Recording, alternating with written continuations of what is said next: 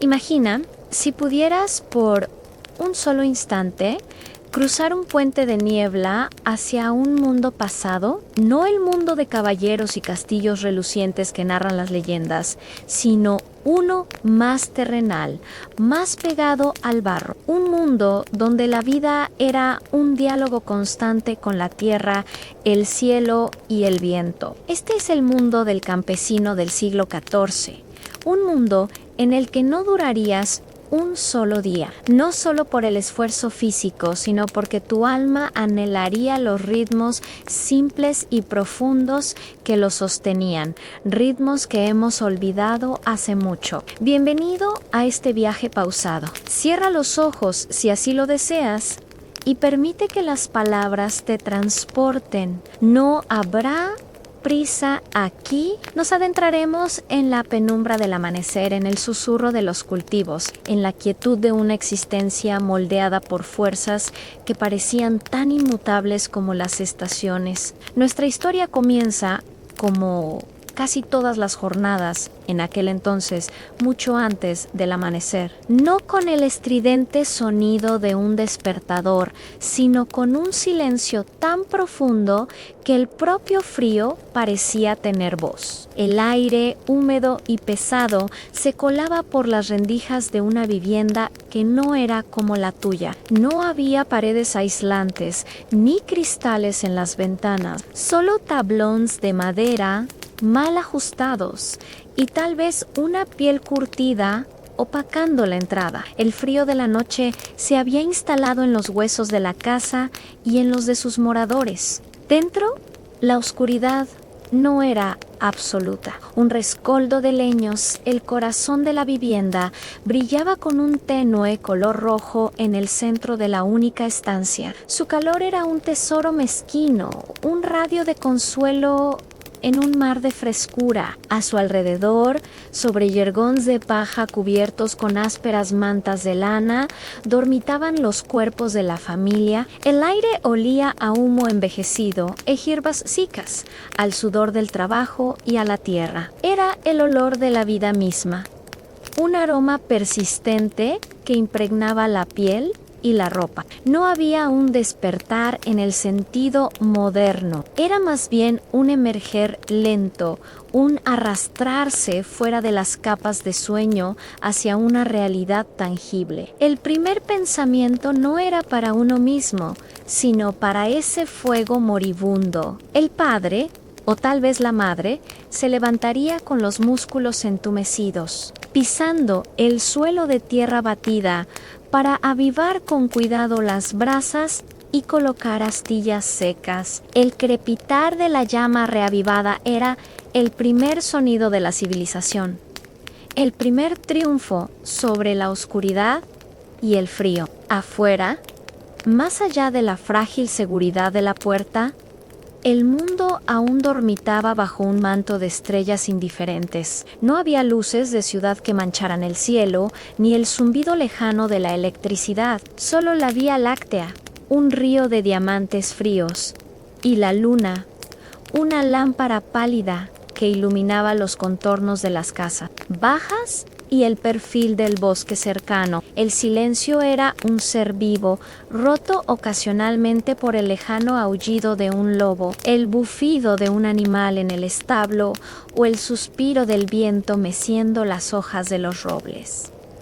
Estos sonidos no eran intrusos, eran los latidos del mundo, recordatorios de que la aldea era solo un claro pequeño y vulnerable en un vasto territorio salvaje. La casa no era una propiedad en el sentido actual, era una extensión del cuerpo, un refugio construido con las manos, con troncos del bosque comunal, con paja del propio campo. Cada grieta era conocida, cada posteo que crujía bajo el peso del tejado tenía su propio lenguaje. No había privacidad. La vida, desde el nacimiento hasta la muerte, desde la intimidad conyugal hasta la enfermedad, se desarrollaba en esa única estancia. Los niños aprendían los sonidos del amor y del dolor, del trabajo y del descanso, mucho antes de entender sus significados. La conciencia del mundo llegaba a través de los sentidos,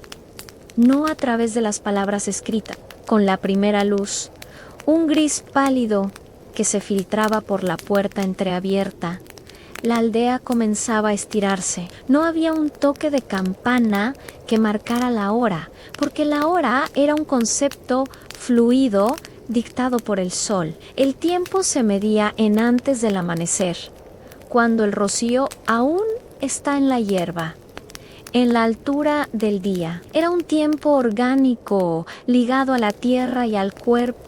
La jornada no comenzaba con una taza de café caliente, sino con la visita al pozo. El camino, marcado por los pies de generaciones, era un surco en la tierra. El agua no era un giro de muñeca, era un bien pesado, literalmente. Bajabas el cubo de madera o cuero, sintiendo el crujido de la cuerda en tus manos, escuchando el golpe sordo al tocar la superficie del agua, invisible en la profundidad. Subirlo requería un esfuerzo de espalda y brazos. El agua podía estar turbia con un sabor a tierra y a madera. Era el sabor de la supervivencia. Luego, los animales no eran mascotas, eran colaboradores necesarios, fuentes de leche, de lana, de trabajo y, en última instancia, de carne. Una vaca, tal vez un par de bueyes,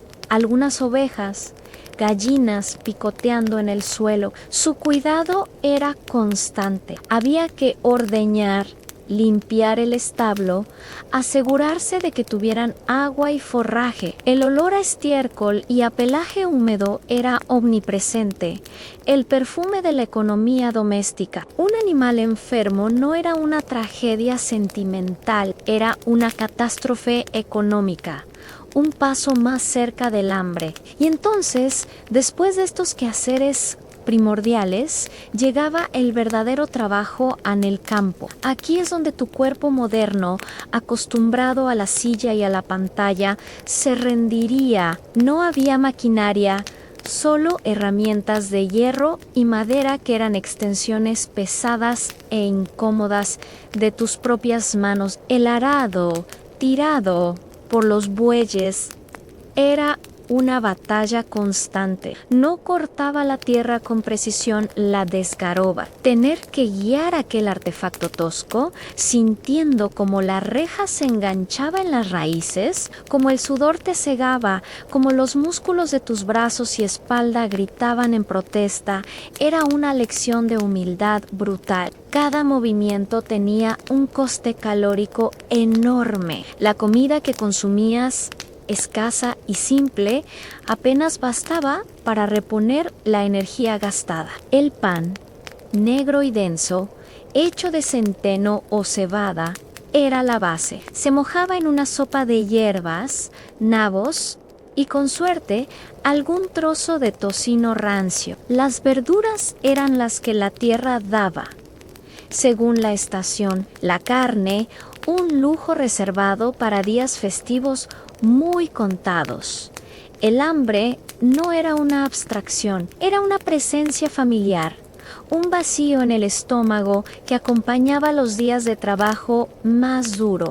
Pero el trabajo no era solo físico, era mental. Tu supervivencia dependía de un conocimiento íntimo y detallado de tu entorno, un conocimiento que se transmitía oralmente de padres a hijos y que tú, forastero, ignorarías por completo. No se trataba solo de plantar semillas, se trataba de saber leer la tierra. Estaba esta parcela, la que está junto al arroyo, lista para el centeno después de las lluvias de primavera, o estaba aún demasiado fría y húmeda, lo que haría que la semilla se pudriera. Sabías, porque tu abuelo te lo dijo, que cuando los robles brotaban antes que los fresnos, era señal de un verano seco. Observabas las nubes, no por su belleza, sino por su textura y dirección. Un cielo de piel de oveja al amanecer podía significar lluvia antes del mediodía. Y la lluvia podía arruinar el heno recién cortado. Conocías cada hierba, no como un botánico, sino como un pragmático. Esta, la de la hoja en forma de corazón, era buena para calmar el dolor de estómago si se hacía una infusión. Aquella otra, la de la flor amarilla, era venenosa para las ovejas si pastaban en exceso. ¿Sabías que el musgo crecía más grueso en el lado norte de los árboles? Una brújula natural cuando el bosque te envolvía. Este conocimiento no estaba en un libro, estaba en tus huesos, en tu memoria muscular. Era una conversación constante y silenciosa con la naturaleza. Un error en esta conversación podía significar la pérdida de una cosecha, la enfermedad del ganado, el hambre. El mundo social era igual de complejo y ajeno. No eras un individuo en el sentido moderno. Eras un hilo en un tapiz muy tenso. Tu identidad estaba definida por tu familia, por tu estatus en la aldea y por tus obligaciones. La mayor parte de la tierra no te pertenecía. Perteneció al Señor, ya fuera un noble laico o un monasterio. Tú solo la trabajabas. A cambio, le debías una parte de tu cosecha, tus diezmos y primicias, pero también le debías trabajo, días y días de trabajo gratuito en sus tierras, las reservas señoriales. Esto se llamaba la corvea. Podían llamarte para arar sus campos, sigar su heno, reparar sus caminos en el momento más crucial de tu propia cosecha. Tu tiempo no era tuyo.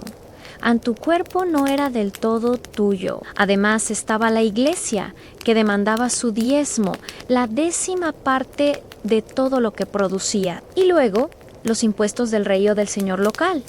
Vivías en un estado de dependencia total. La idea de tiempo libre o de vacaciones sería tan incomprensible para un campesino del siglo XIV como para él lo sería un avión. La vida era trabajo y obligación. La libertad, tal como la entendemos, no existía.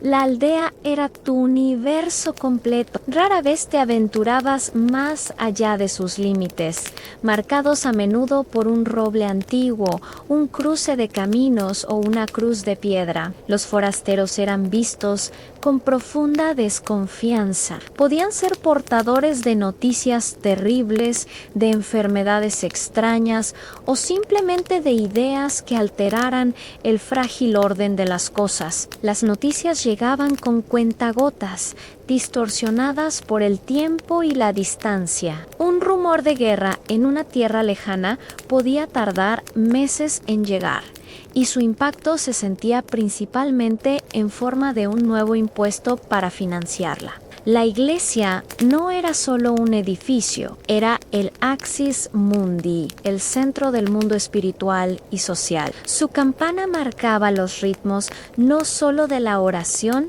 sino del día. Su sombra, literal y metafórica, se extendía sobre todas las cosas. Pero la fe no era una elección filosófica, era un marco para entender un mundo caprichoso y a menudo aterrador. ¿Por qué una tormenta arrasaba una cosecha y perdonaba la del vecino? ¿Por qué un niño nacía con fiebre y moría en brazos de su madre?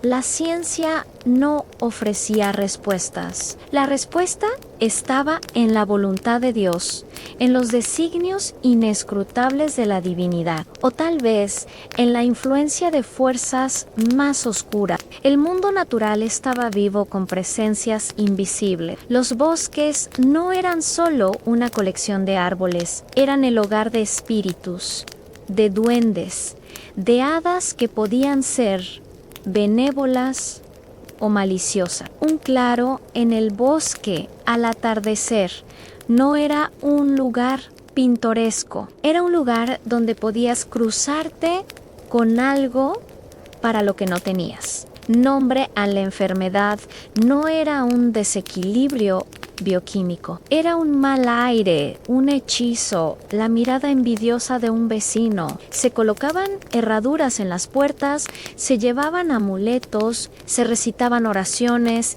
y encantamientos en latín, una lengua mágica e incomprensible para protegerse. La línea entre la religión y la superstición, entre la fe y la magia, era tan delgada como el hielo en un charco de invierno. Al caer la noche, la oscuridad no era una simple ausencia de luz, era una sustancia tangible, una presencia que lo envolvía todo. Una vez que el sol se ponía, el mundo se reducía al pequeño círculo de luz de una vela de cebo, cuyo olor graso se mezclaba con los demás olores de la cabaña. La llama titilante proyectaba sombras danzantes en las paredes, sombras que podían adoptar formas monstruosas. Los sonidos de la noche se amplificaban, cada crujido en el bosque, cada grito de un animal, alimentaba la imaginación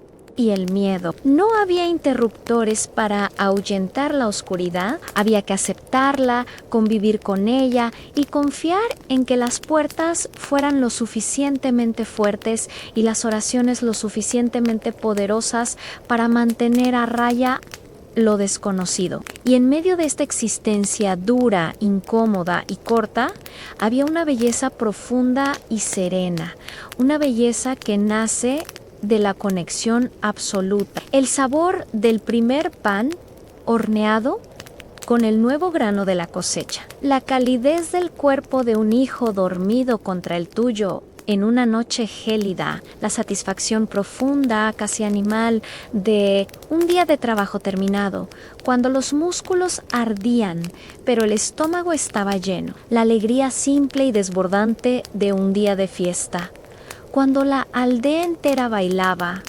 bebía una cerveza turbia y se olvidaba por unas horas del peso de la existencia. Era una vida de contrastes brutales, donde el sufrimiento agudizaba la capacidad de experimentar placer, donde la proximidad constante a la muerte daba un valor incalculable a la vida. Tu mundo moderno, con sus comodidades y sus certezas, te ha separado de esta realidad. Tus sentidos, bombardeados por estímulos artificiales, se han vuelto sordos al susurro del viento en el trigo, al lenguaje de las nubes, al latido del mundo natural.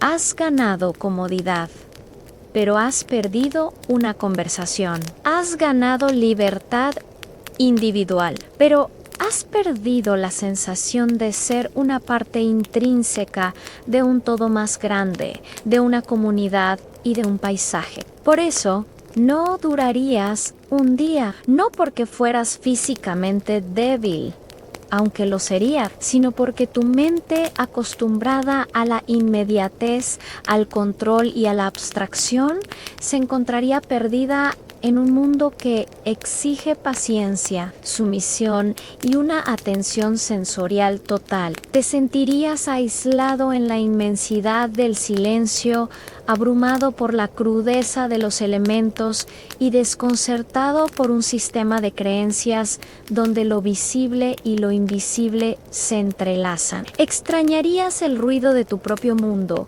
un ruido que ahoga el eco de este pasado lejano. Pero por un momento, en esta quietud, podemos vislumbrarlo, podemos sentir, en la imaginación, el peso del arado, el frescor del agua del pozo en los labios, el consuelo del fuego en la oscuridad. Es un recordatorio de dónde venimos, de la resiliencia de quienes nos precedieron y de los ecos de un mundo que, aunque haya desaparecido, aún susurra su historia en el viento que mece los campos abandonados y en las piedras musgosas de las iglesias antiguas. Un mundo que duerme justo debajo de la superficie de nuestro presente, esperando a que cerremos los ojos y escuchemos.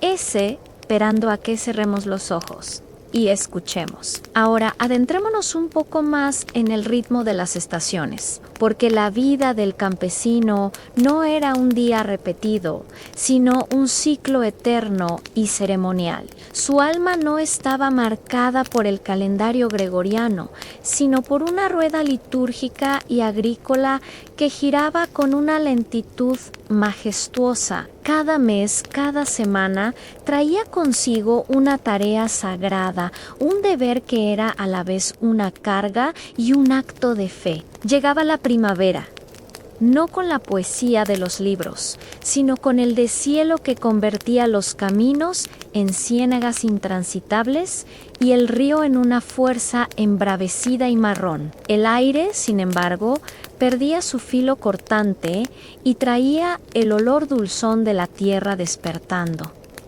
Este era el tiempo de la siembra. No era un acto simple, era un ritual de esperanza. Las semillas, guardadas con cuidado de la cosecha anterior, eran un tesoro más valioso que cualquier moneda. Se llevaban en sacos de tela, y cada puñado que se arrojaba sobre el surco recién abierto era una apuesta contra el futuro. ¿Germinarían? ¿Las lluvias de mayo serían suficientes o llegaría una helada tardía, esa maldición blanca y silenciosa para matar los brotes tiernos? Trabajabas con la espalda doblada, hora tras hora, mientras el sol de primavera, aún débil, calentaba tu nuca. Las manos se te llenaban de tierra, las uñas se te rompían y la sensación no era de miseria, sino de propósito. Cada semilla enterrada era un pacto con la tierra, un voto de confianza en los ciclos que tus antepasados habían conocido. Observabas el cielo, no por su belleza azul, sino buscando nubes de un blanco suave, las que traían la lluvia benévola, y temiendo las nubes bajas y grises que podían presagiar el granizo, ese dios del caos que destrozaba en minutos el trabajo de meses. El verano llegaba con una pesadez dorada. El aire se volvía espeso con el olor del trébol y del heno cortado. El sonido dominante no era el canto de los pájaros, sino el zumbido de incontables insectos y el crujido seco de las espigas de trigo al rozarse entre sí. La cosecha era el momento culminante del año, una carrera contra el tiempo y los elementos. Toda la aldea se movilizaba. Hombres, mujeres, niños, todos acudían a los campos con hoces en la mano. Aquí, tu cuerpo urbano encontraría su gólgota particular. La hoz no es una herramienta ergonómica, es una hoja curva que requiere un movimiento específico, una torsión de la cintura y un tirón seco de los brazos. Al cabo de una hora, tendrías ampollas sangrantes en las manos. Al cabo de un día, cada músculo de tu espalda, hombros y piernas estaría en llamas. Te agachabas, cortabas un puñado de tallos, te levantabas, lo amontonabas, una y otra vez bajo un sol que no perdonaba. El sudor te corría por la espalda, la paja te picaba la piel, el polvo del grano te secaba la garganta. No había pausas para el café. El descanso era un breve momento a la sombra de un carro, bebiendo agua turbia de una jarra de barro y comiendo un pedazo de pan duro. El ritmo era implacable. Una tormenta de verano podía llegar en cuestión de minutos y un campo de trigo maduro abatido por la lluvia y el viento era una visión que helaba la sangre. Significaba hambre. Significaba un invierno de privaciones. Por eso se trabajaba desde que clareaba el día hasta que la luz se desvanecía, con el temor como látigo. Pero en medio de este agotamiento extremo, había una solidaridad profunda. La cosecha era un esfuerzo comunal. Se compartía la comida, se ayudaba al vecino cuyo campo era más grande o cuya familia era más pequeña. Las canciones, monótonas y ancestrales, surgían en los campos, uniendo los ritmos de los cuerpos en una sola cadencia. Era un sufrimiento colectivo y, por tanto, una alegría colectiva. Cuando el último haz de trigo era cortado y atado, se erguía en el centro del campo como un tótem, a veces decorado con cintas, la novia de la cosecha. Era un momento de triunfo palpable, un alivio que se sentía en los huesos. Luego venía la fiesta de la cosecha, un estallido de alegría donde la cerveza fluía con más generosidad. Se comía algo de carne y la comunidad se reafirmaba a sí misma en el cansancio compartido y la recompensa merecida. El otoño teñía el bosque de oro y fuego. El aire se volvía crujiente y olía a manzanas maduras y a humo de leña. Era un tiempo de preparación, de acopio. Había que recoger los frutos del bosque. moras, avellanas, setas. Cada familia conocía sus lugares secretos, sus manzanos silvestres, sus arbustos de grosellas. La naturaleza no era un parque, era una despensa. Se mataba al cerdo, un evento crucial en el año. Nada se desperdiciaba. La sangre para las morcillas, las vísceras para los embutidos, la carne salada y ahumada para sobrevivir al invierno. El olor a muerte y a salazón impregnaba la aldea durante días, un recordatorio crudo de la frágil línea entre la vida y la provisión. Y luego, el invierno. No el invierno romántico de los paisajes nevados, sino el invierno como una prisión de frío y oscuridad. Los días se acortaban hasta ser solo unas pocas horas de luz grisácea. El mundo exterior se cerraba. Las ventiscas aullaban contra la casa, y la nieve, que al principio podía parecer hermosa, se convertía en una manta que aislaba y asfixiaba. Dentro de la cabaña, la vida se concentraba alrededor del fuego. El humo, que no siempre encontraba bien la salida por el agujero del techo, llenaba la estancia, irritando los ojos y los pulmones. La dieta se volvía monótona y escasa. Pan duro, gachas de avena, las verduras encurtidas o guardadas en la arena, el tocino rancio. El hambre con mayúscula, era un invitado frecuente en la mesa. Las reservas de grano se medían con ansiedad. ¿Llegarían hasta la primavera? Una familia numerosa, un invierno especialmente largo, una rata que encontrara su camino hasta el granero, podían inclinar la balanza hacia la desesperación. Pero el invierno también era un tiempo de quietud forzada, de historias. A la luz del fuego los abuelos contaban cuentos. No eran cuentos de hadas edulcorados, sino historias de lobos que se llevaban corderos, de viajeros perdidos en la nieve, de espíritus del bosque que guiaban o extraviaban a los incautos. Se remendaban las herramientas, se hilaba la lana de las ovejas, se tallaba la madera. Las manos, siempre activas, encontraban tareas incluso en la inmovilidad. Era un tiempo de introspección, de comunidad íntima, de espera. La Navidad, con su promesa de luz renaciente, era un faro en la larga noche invernal, una celebración que mezclaba la liturgia cristiana con ritos paganos mucho más antiguos, como el tronco de Yule que ardía durante días para dar fuerza al sol. A través de todas estas estaciones, el cuerpo del campesino era su herramienta y su registro. No había fisioterapeutas ni analgésicos eficaces.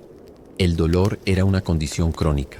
La espalda, curvada por años de trabajo, rara vez se enderezaba por completo. Las articulaciones crujían con el frío y la humedad. Las manos estaban cubiertas de callosidades gruesas, cicatrices de cortes y quemaduras. Los dientes se pudrían lentamente, causando un dolor sordo y constante.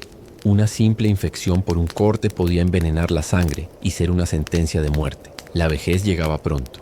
A los 40 años, un campesino era considerado un anciano, su cuerpo gastado, sus fuerzas menguadas.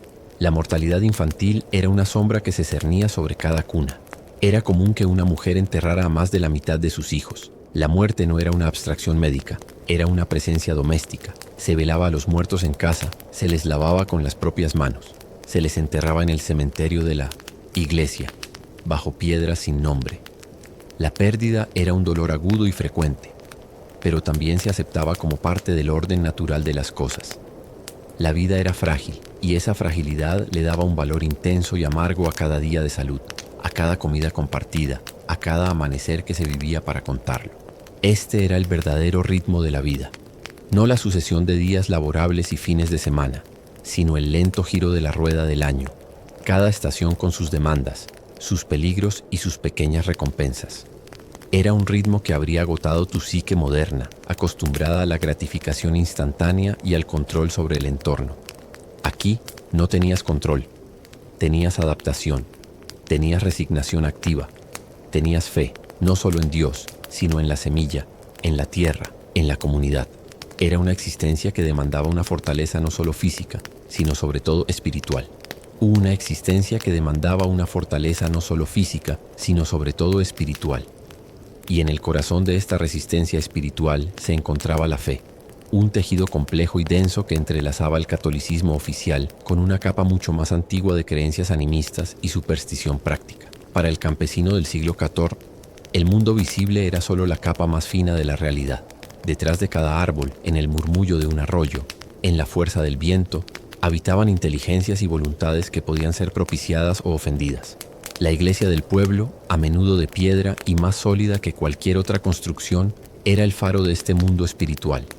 Su campana, cuyo tañido se escuchaba a leguas, no solo llamaba a misa. Marcaba el ritmo de la vida, sonaba para alejar las tormentas, doblaba por los muertos. Dentro, el ambiente era fresco y olía a cera, abejas derretida, a piedra húmeda y a incienso. Las vidrieras, si las había, filtraban la luz en haces de colores que iluminaban polvo flotante, haciendo tangible lo divino. Para el campesino analfabeto, la iglesia era un libro ilustrado. Las tallas de los santos, con sus expresiones serenas o de sufrimiento, las pinturas de demonios arrastrando condenados al infierno, el crucifijo sangrante sobre el altar. Todo era una teología visual, poderosa y directa. El sacerdote era la figura clave, el intermediario no solo con Dios, sino también con el latín, esa lengua sagrada y mágica cuyas palabras, aunque incomprensibles, tenían el poder de bendecir las cosechas, sanar a los enfermos y proteger a los recién nacidos. Pero la fe del campesino no era la de un teólogo, era pragmática. Se rezaba a San Miguel para protegerse de los lobos, a Santa Apolonia para el dolor de muelas, a San Cristóbal para los viajes seguros. Los santos eran especialistas divinos, abogados en la corte celestial a los que se podía acudir con problemas específicos. Sin embargo, bajo esta capa de cristianismo latía un sustrato mucho más antiguo. El mundo rural estaba impregnado de un paganismo que nunca había desaparecido del todo. La tierra misma estaba viva.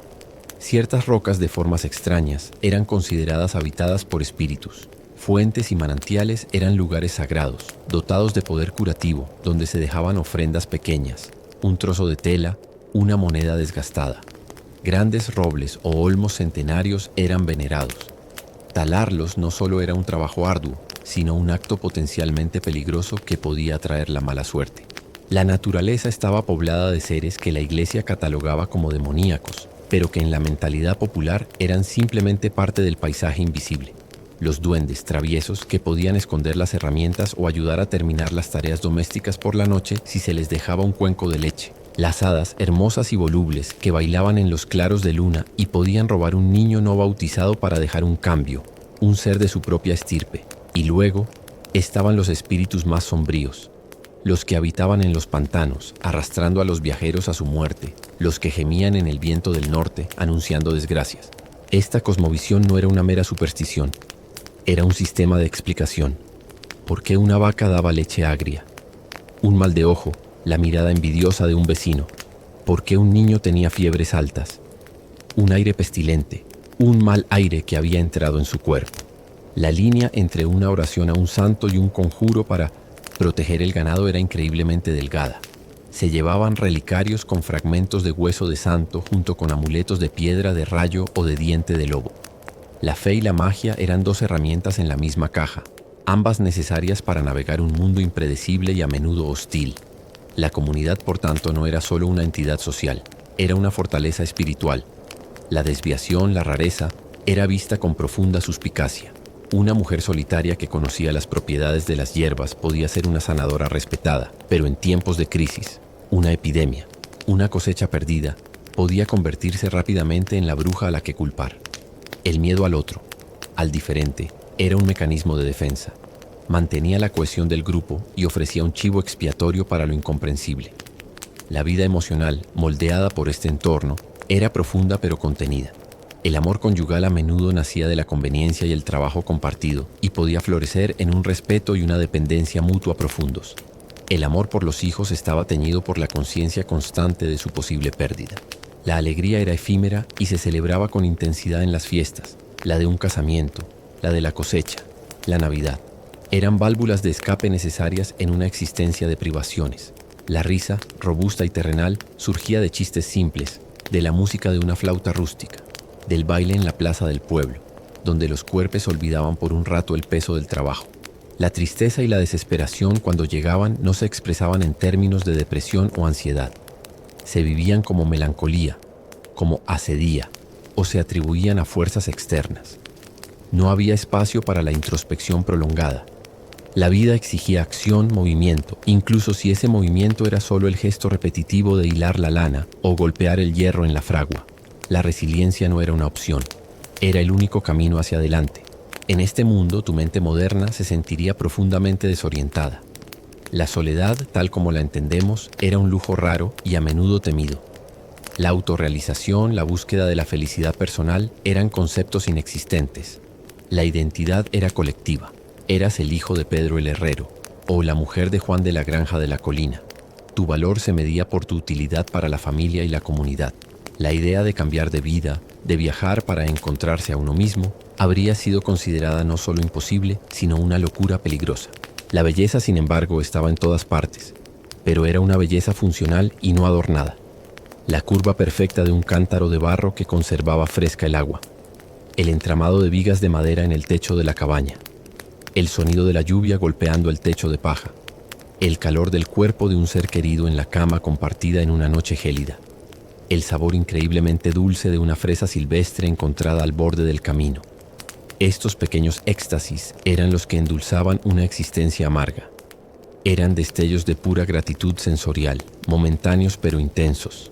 Y así, el campesino del siglo XIV vivía inmerso en un diálogo constante con lo tangible y lo intangible. Su mundo era pequeño en escala, pero inmenso en profundidad. Cada acto, desde plantar una semilla hasta rezar una oración, estaba cargado de significado y consecuencia. No había lugar para la abstracción o la indiferencia. La vida era una participación directa, física y espiritual, en el gran drama de la naturaleza y lo sobrenatural. Una participación que exigía todo el ser y que, a cambio, ofrecía una sensación de pertenencia que nosotros, en nuestra hiperconectividad digital, hemos perdido para siempre. Una pertenencia a un lugar, a una comunidad y a un cosmos lleno de voces, visibles e invisibles. Un cosmos lleno de voces, visibles e invisibles. Pero este mundo, aparentemente inmutable, este ciclo eterno de siembra y cosecha, de oración y superstición, no era una fortaleza impenetrable. Se sostenía sobre una cuerda floja, y el más mínimo desequilibrio podía desatar el caos. La naturaleza, tan venerada y temida, guardaba sus propias armas de destrucción masiva, contra las cuales el campesino no tenía defensa alguna.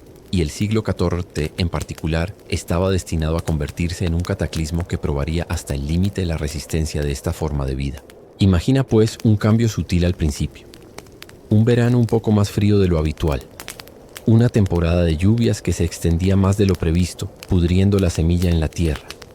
O, por el contrario, un sol implacable que cuarteaba la tierra y marchitaba los brotes verdes. Eran variaciones dentro de la norma, preocupantes, pero no catastróficas. La comunidad se apretaba, compartía lo poco que había y confiaba en que el próximo año sería mejor. La memoria oral guardaba relatos de los años del gran hambre, historias que los abuelos contaban con voces graves, pero que parecían leyendas lejanas. Luego llegaba el verdadero azote, una plaga de langostas. El cielo se oscurecía no con nubes de lluvia, sino con un enjambre vibrante y crujiente cuyo sonido era el de 1000 hojas secas siendo rasgadas al mismo tiempo. Era un ruido que helaba la sangre. En cuestión de horas, ese ejército devorador descendía sobre los campos. No dejaba nada a su paso. Ni una hoja, ni un tallo. Donde antes había ondulado el trigo dorado, solo quedaba la tierra desnuda y marrón. La desesperación que seguía a este evento era absoluta. No había seguro de cosechas, ni ayuda gubernamental. Solo el hambre, lento e inexorable. Se comía la semilla guardada para el año siguiente. Se mataba al ganado para sobrevivir unos días más. Se recurría a comer cortezas de árboles, raíces y, en el extremo más terrible, lo impensable. El olor a desesperación se unía al olor a tierra muerta. Y si la langosta era un desastre visible y rápido, había otra amenaza, invisible y mucho más mortífera, que se cernía en el horizonte de la época: la peste. En la década de 1340, la muerte negra comenzó su viaje desde Asia, llegando a Europa en los barcos mercantes, escondida en las pulgas de las ratas. Para el campesino que nunca había salido de su aldea, la peste no tenía explicación. Era un castigo divino, un mal aire corrompido, una conjunción maligna de los planetas. Llegaba sin aviso y sus efectos eran aterradores. Primero eran rumores. Se decía que en la ciudad comercial, a varios días de camino, la gente caía muerta en las calles. Luego, tal vez, un mercader errante llegaba tosiendo, con fiebre alta y con los temibles bubones, hinchazones negras y purulentas en ingles o axilas. Ese era el principio del fin. La enfermedad se propagaba con una velocidad devastadora. En cuestión de días, la aldea entera podía estar infectada. El terror que provocaba la peste era de una calidad diferente a cualquier otro miedo. Era un miedo a tu propio vecino, a tu propio hijo, al aire que respirabas. Las familias se encerraban, pero era inútil. No había cura. Los remedios de la abuela, las oraciones del sacerdote, los amuletos, nada servía ante aquel enemigo invisible. La muerte era rápida, dolorosa y grotesca. La sociedad se desintegraba. Los lazos familiares se rompían por el pánico. A veces, los enfermos eran abandonados en sus cabañas para morir solos. Los muertos se amontonaban tan rápido que no había tiempo para enterrarlos con dignidad. Se cavaban fosas comunes y los cuerpos eran arrojados en ellas unos sobre otros sin ritos funerarios. El olor. Eso es lo que más habría golpeado tus sentidos modernos. El olor dulzón y nauseabundo de la carne en descomposición, mezclado con el incienso que se quemaba para purificar el aire y el aroma de las hierbas que la gente llevaba en bolsitas, creyendo que las protegería. El silencio, solo roto por los lamentos de los moribundos y el repique constante de la campana de la iglesia doblando por los muertos. Aldeas enteras fueron borradas del mapa, convertidas en pueblos fantasma, sus casas vacías siendo reclamadas lentamente por la maleza. Aquellos que sobrevivían se encontraban en un mundo transformado. Había menos bocas que alimentar, pero también menos manos para trabajar. Esta escasez masiva de mano de obra, paradójicamente, comenzó a cambiar las cosas. Los campesinos que quedaban, al darse cuenta de que su trabajo era ahora más valioso, empezaron a exigir mejores condiciones, salarios y más libertad. Fue el lento y doloroso inicio del fin del feudalismo, un cambio tectónico que nació de la tumba colectiva. Pero para el individuo, para ese campesino que había perdido a su esposa, a sus hijos, a sus vecinos, el trauma era indeleble. La fe podía resquebrajarse para siempre o, por el contrario, podía volverse más intensa y desesperada. Surgieron movimientos de flagelantes, hombres y mujeres que recorrían los pueblos, azotándose en público para expiar los pecados que creían habían provocado la ira de Dios. Otros buscaban chivos expiatorios, acusando a los judíos, a los leprosos o a las brujas de envenenar los pozos. El miedo colectivo buscaba una narrativa, una razón, en un evento que carecía de toda razón para ellos. Este era el contexto de vulnerabilidad absoluta en el que se desenvolvía la vida. La comodidad moderna nos ha blindado contra este tipo de catástrofes existenciales. Nuestras crisis son financieras, políticas, personales.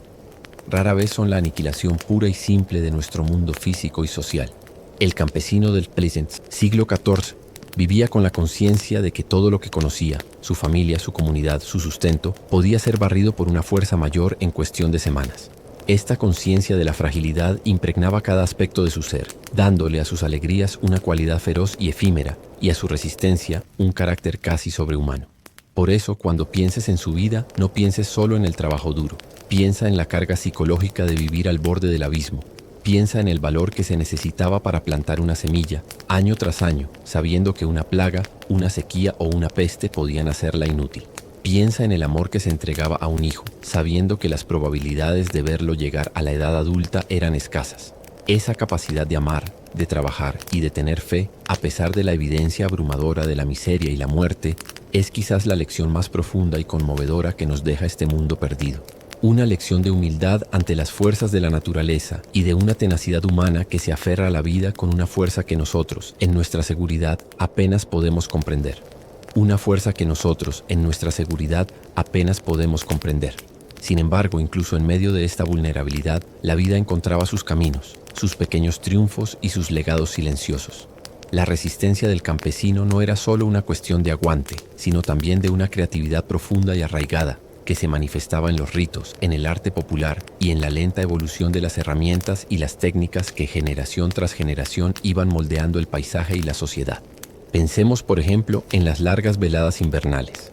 Con el mundo exterior sumido en el silencio helado, el interior de la cabaña se convertía en un taller de artesanía e historias. Las manos, aunque cansadas, no permanecían ociosas. El hilado de la lana era una de estas tareas. El huso y la rueca se movían con un ritmo hipnótico, transformando las fibras enredadas de las ovejas en un hilo fuerte y uniforme. Era un conocimiento táctil, transmitido de madre a hija, que requería una sensibilidad fina en los dedos para controlar el grosor y la tensión. Más tarde, en el telar, esos hilos se convertirían en la tela gruesa y áspera con la que se confeccionaba toda la ropa. Cada prenda era el resultado de un proceso lento y meditado, desde el esquilado de la oveja hasta el tejido final. Llevar una capa o una túnica era llevar un trozo del rebaño familiar, un recordatorio tangible del ciclo de la vida animal y del trabajo humano. La madera también era un compañero constante. Con una navaja, los hombres tallaban cucharas, cuencos, juguetes para los niños, a menudo simples animalitos o piezas para herramientas. No se buscaba la belleza estética, sino la forma perfectamente funcional, la curva que se adaptaba cómodamente a la mano. Con el tiempo, estas piezas, pulidas por el uso, adquirían una belleza accidental, profundamente orgánica. Cada objeto contaba una historia de necesidad y de solución práctica. Y en el centro de esta creatividad material estaban las historias. El fuego no solo calentaba los cuerpos, también alimentaba la imaginación colectiva. Los relatos que se contaban no eran simples entretenimientos. Eran el depósito de la memoria comunal, la forma de transmitir valores, advertencias y la visión del mundo. Los cuentos de lobos enseñaban a los niños a no alejarse del poblado. Las historias de espíritus del bosque reforzaban el respeto por lo salvaje y lo desconocido. Las leyendas locales sobre santos que habían hecho brotar fuentes o detenido tormentas entretejían lo divino con lo cotidiano, santificando el paisaje familiar.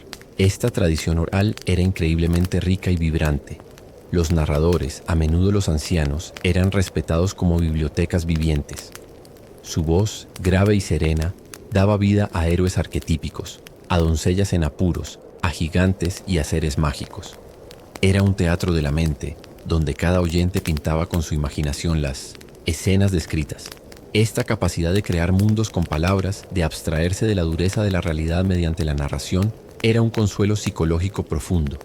Era el cine y la literatura de la época, una experiencia compartida que fortalecía los lazos de la comunidad y ofrecía un escape hacia lo maravilloso. En el ámbito más práctico, la innovación era lenta pero existía. A lo largo de generaciones, el arado de madera se fue reforzando con una reja de hierro, lo que permitía labrar suelos más pesados. El sistema de rotación de cultivos de 3 campos, uno en invierno, uno en verano y uno en barbecho, se fue imponiendo, lentamente, mejorando el rendimiento de la tierra y la diversidad de la dieta.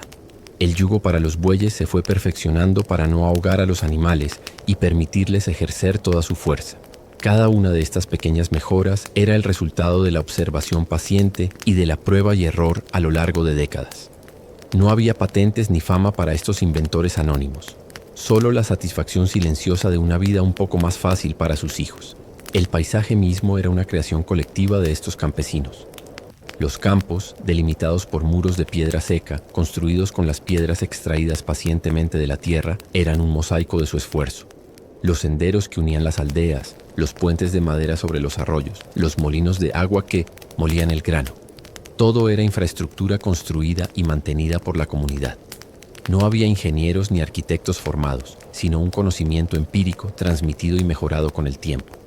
Un molino no era solo una máquina, era un punto de encuentro, un lugar de intercambio de noticias, un símbolo del progreso técnico que aliviaba una de las tareas más pesadas, moler el grano a mano. Esta vida tan apegada a la tierra y a la tradición podía parecer estática, pero no lo era. Era un río de cambios lentos, casi imperceptibles. Las variedades de semillas se seleccionaban inconscientemente por su resistencia. Las razas de ganado se adaptaban al clima y al pasto local. La lengua misma evolucionaba, incorporando palabras nuevas para nuevas herramientas o conceptos, perdiendo otras que ya no eran útiles. Era una evolución orgánica, no una revolución. Tu mundo, en cambio, es una sucesión de revoluciones aceleradas. La tecnología que usas hoy puede quedar obsoleta en unos meses. Las noticias viajan a la velocidad de la luz.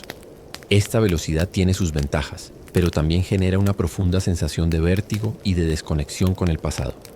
El campesino medieval no sufría de este vértigo. Su identidad estaba anclada en un linaje, en un oficio, en un lugar. Sabía quién era porque sabía de dónde venía y cuál era su lugar en el cosmos. Por eso, al final de este viaje, la pregunta, ¿por qué no durarías un día?, adquiere una nueva dimensión. No se trata solo de la dureza física o del miedo a lo sobrenatural. Se trata de la velocidad de tu alma. Tu mente está configurada para la rapidez, la multitarea, la abstracción y la individualidad. La mente del campesino estaba sintonizada con la lentitud, la atención plena, la concretez y la colectividad. Colocar tu conciencia moderna en su realidad sería como intentar que un colibrí sobrevuele el océano. Las alas, hechas para un aleteo frenético y un vuelo estacionario, no están hechas para la vastedad, la paciencia y los vientos constantes de un mar sin fin. Su mundo exigía una entrega total al presente, a la tarea inmediata, a la comunidad inmediata. No había espacio para la ansiedad por el futuro o el arrepentimiento por el pasado, porque toda la energía mental y física estaba consumida por el ahora. La nieve había que palearla ahora. El grano había que segarlo ahora. El niño, llorando, había que calmarlo ahora. Esta inmersión absoluta en el presente, aunque agotadora, conllevaba una cierta paz que nosotros hemos perdido, la paz de no tener que elegir, de no tener que inventarse a uno mismo constantemente. La vida ya estaba escrita y el desafío no era cambiar el guión, sino interpretarlo con la mayor dignidad y resistencia posibles. Interpretarlo con la mayor dignidad y resistencia posibles. Y en esa interpretación, en los gestos cotidianos y en las relaciones humanas, encontramos el último y quizás más profundo abismo entre su mundo y el nuestro. La concepción del yo, de la comunidad y del tiempo. Para el campesino medieval, el individuo, tal como lo entendemos hoy, era una entidad difusa. Tu valor no. Radicaba en tus pensamientos únicos, tus sueños personales o tu autorrealización. Radicaba en tu papel, en tu función dentro del organismo social. Eras un eslabón en una cadena que se extendía hacia atrás, hasta los antepasados enterrados en el Camposanto, y hacia adelante, hasta los hijos que trabajarían esta misma tierra después de ti. Esta mentalidad colectiva impregnaba cada faceta de la vida. Las decisiones importantes, cuándo sembrar, cómo resolver una disputa entre vecinos, si aceptar a un forastero en la aldea, se tomaban en comunidad, a menudo en asambleas al aire libre, bajo el árbol del consejo. La voz de los ancianos, cargada de experiencia, pesaba más que la de los jóvenes, impulsada por la pasión. La disensión era peligrosa porque ponía en riesgo la cohesión del grupo y la cohesión era sinónimo de supervivencia. La presión para conformarse era inmensa. Una persona que cuestionaba abiertamente las creencias o las costumbres establecidas no era un libre pensador. Era una amenaza, un desestabilizador que podía traer la desgracia sobre todos. El concepto de privacidad era casi inexistente. La vida se desarrollaba en público. Los conflictos matrimoniales, los castigos a los niños, las enfermedades, los partos, todo era conocido por todos. Esta falta de intimidad podía ser opresiva, pero también creaba una red de apoyo densa y constante. En un momento de crisis, un incendio, una enfermedad, la comunidad acudía. Se ayudaba a reconstruir la cabaña quemada, se cuidaba de los hijos del enfermo, se compartía la poca comida disponible. La solidaridad no era una opción moral, era un instinto de supervivencia. La soledad, ese mal de las sociedades modernas, era un lujo raro y a menudo impuesto, como en el caso de los leprosos confinados fuera de las murallas. El tiempo, como hemos vislumbrado, era cíclico y concreto. No era una línea recta que se alejaba hacia un futuro de progreso infinito, sino una espiral que subía y bajaba con las estaciones, los ritos religiosos y las generaciones. El pasado no era algo que se estudiaba en libros, era algo que se respiraba. Estaba en los surcos, que tu abuelo había abierto en la tierra, en la canción que tu madre te cantaba, en la lápida desgastada de un ancestro en la iglesia. El futuro era la próxima cosecha, el próximo invierno, el hijo que quizás heredaría tu hogar. No había planes quinquenales, ni carreras profesionales, ni la idea de mejorar tu estatus social de forma drástica. La movilidad social era, en el mejor de los casos, un sueño improbable. En este contexto, la risa y el juego adquirían una cualidad diferente. Los juegos de los niños no eran complejos ni requerían juguetes elaborados. Una pelota de trapo, un aro que se hacía rodar con un palo, las escondidas entre las casas. La imaginación suplía la falta de recursos. Los adultos en las fiestas se entregaban a bailes enérgicos y simples, a concursos de fuerza como la lucha o el lanzamiento de piedras. La risa era una explosión de catarsis, una liberación de las tensiones acumuladas, robusta y a veces cruel, dirigida a los tontos del pueblo o a los comportamientos extraños. El humor era terrenal, directo, ligado al cuerpo y a sus funciones. La vejez era respetada, pero no por un sentimentalismo vacío. El anciano era un depósito de conocimiento práctico. Sabía cómo tratar una enfermedad del ganado que los jóvenes no habían visto. Recordaba el año de la gran helada y cómo la comunidad la había superado. Conocía las historias que definían la identidad del lugar. Mientras pudiera contribuir con su sabiduría o con tareas livianas, como vigilar los rebaños o tejer cestos, mantenía su lugar y su dignidad. La muerte, cuando llegaba, era un evento comunitario. Se velaba al difunto en casa, rodeado de sus seres queridos y vecinos. La muerte era la conclusión natural de una vida de trabajo, la última entrega al ciclo del que se había formado parte. Contrasta esto con tu existencia moderna. Eres, ante todo, un individuo. Tu valor se mide por tus logros personales, tu singularidad, tu capacidad de elegir tu propio camino. La comunidad es a menudo una red elegida, no un destino impuesto. El tiempo es lineal y escaso. Vives corriendo contra el reloj, planificando un futuro que parece siempre incierto. La soledad es una epidemia, a pesar de la hiperconectividad digital. La vejez se esconde, se medicaliza, se aparta de la vista pública. La muerte se ha convertido en un tabú, un fracaso técnico que ocurre en hospitales estériles, lejos de la mirada de la familia. Por todo ello, al adentrarte en la piel de un campesino del siglo XIV, no solo te enfrentarías al hambre, al frío y al agotamiento, te enfrentarías a una disolución del yo. Tu identidad individual, tan preciada y cultivada, se diluiría en el mar de la colectividad. Tu noción del tiempo se quebraría, reemplazada por un presente eterno y repetitivo. Tu mente, acostumbrada a estímulos constantes y a la novedad, se aburriría mortalmente en la monotonía de las estaciones. Y en el silencio no encontrarías la paz que buscas, sino el eco aterrador de tu propia insignificancia en un universo indiferente y poblado de fuerzas que no puedes controlar ni comprender. Ellos, en cambio, no se sentían insignificantes, se sentían parte de un todo. El humo de su chimenea se unía al de su vecino, su sudor se mezclaba con la misma tierra que había alimentado a su padre. Su oración se fundía con la de los demás en la iglesia. Era una existencia de pertenencia radical, una pertenencia que conllevaba una pesada carga de obligaciones y sufrimientos, pero que también ofrecía un consuelo profundo. El consuelo de no estar solo, de no ser responsable único de tu destino, de ser una nota en una sinfonía mucho más grande que tú. Esta es la paradoja final. Su vida, que nos parece tan llena de privaciones y limitaciones, estaba imbuida de un significado que trascendía al individuo. Nuestra vida, llena de libertades y comodidades, a menudo se debate en una crisis de significado, en la búsqueda ansiosa de un propósito que ellos encontraban simplemente en el acto de vivir, de trabajar, de pertenecer. Quizás, en nuestro afán por dominar el mundo, hemos perdido la capacidad de sentirnos parte de él. Y es esa sensación de pertenencia, más que cualquier comodidad material, la que el alma humana, en su profundidad, más añora. Y es en este anhelo donde podemos encontrar un eco, un puente tenue entre su mundo y el nuestro. Porque aunque sus días estuvieran tallados en madera y piedra, y los nuestros en código digital y acero, la esencia de lo humano, el miedo, el amor, la esperanza, la resiliencia, permanece inalterable. Solo sus expresiones han cambiado.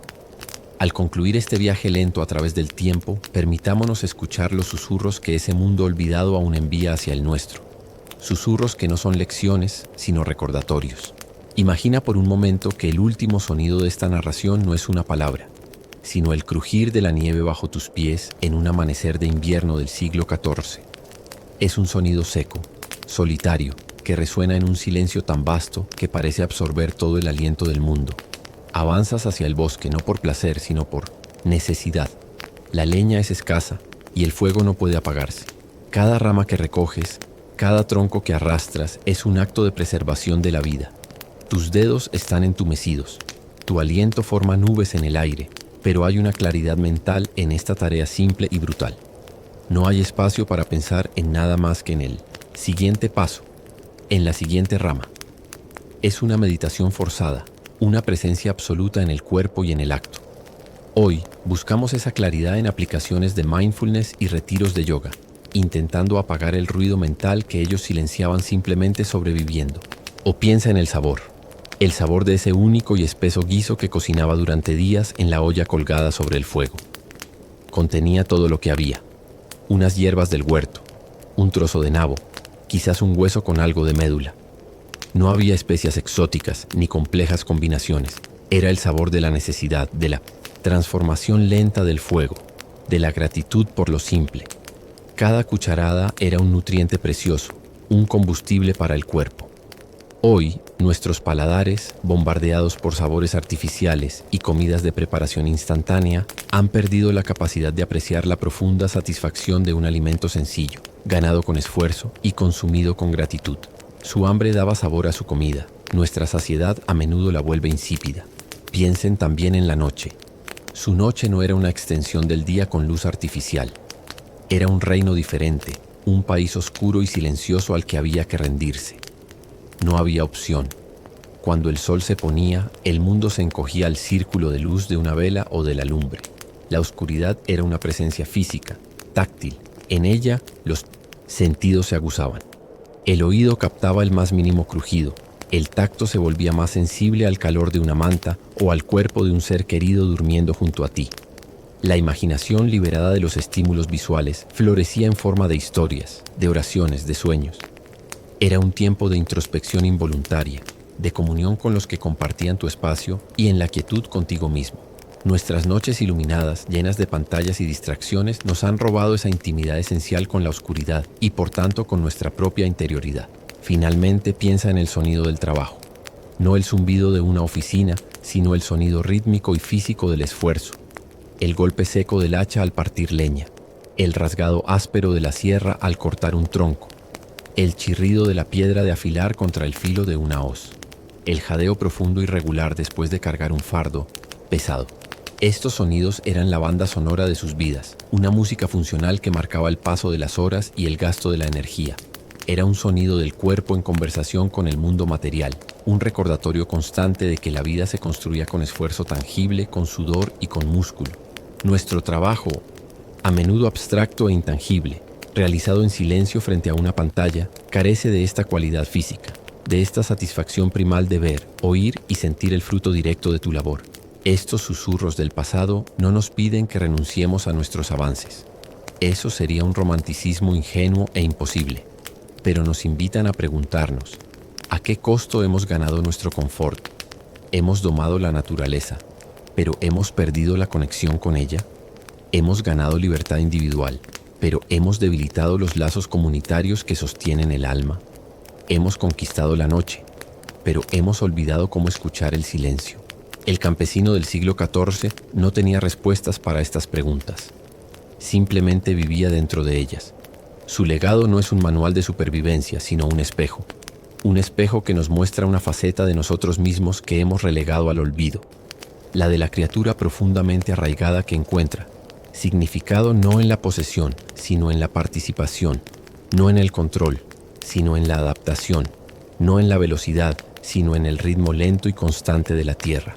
Así que, cuando apagues esta narración y regreses a tu mundo de luces y sonidos, lleva contigo por un momento el eco de ese silencio nevado, el recuerdo del sabor de un pan sencillo, la sensación del fuego calentando una estancia fría, la imagen de una comunidad unida no por elección sino por destino, no para anhelar su vida sino para enriquecer la tuya, para recordar que bajo el cemento y el asfalto late la tierra, que detrás del zumbido de los dispositivos persiste el silencio y que en el corazón de la individualidad más feroz late un antiguo anhelo de pertenecer a algo más grande que uno mismo. El campesino se ha ido, su mundo ha desaparecido, pero su susurro, el susurro de la tierra, el trabajo y la comunidad sigue ahí, esperando en la quietud justo debajo del umbral de la conciencia para quien quiera escuchar.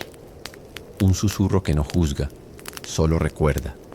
Un eco de un tiempo en el que la vida era más dura, más corta y más brutal, pero también quizás más simple, más clara y profundamente conectada.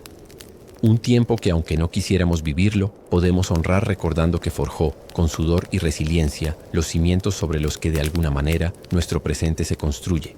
Y con este pensamiento permitamos que las imágenes se desvanezcan. El campo al atardecer, el fuego crepitante, la silueta de la aldea contra el cielo estrellado, dejando solo una paz profunda y un agradecimiento silencioso por el frágil y precioso milagro de la vida en cualquier siglo que nos toque vivirla.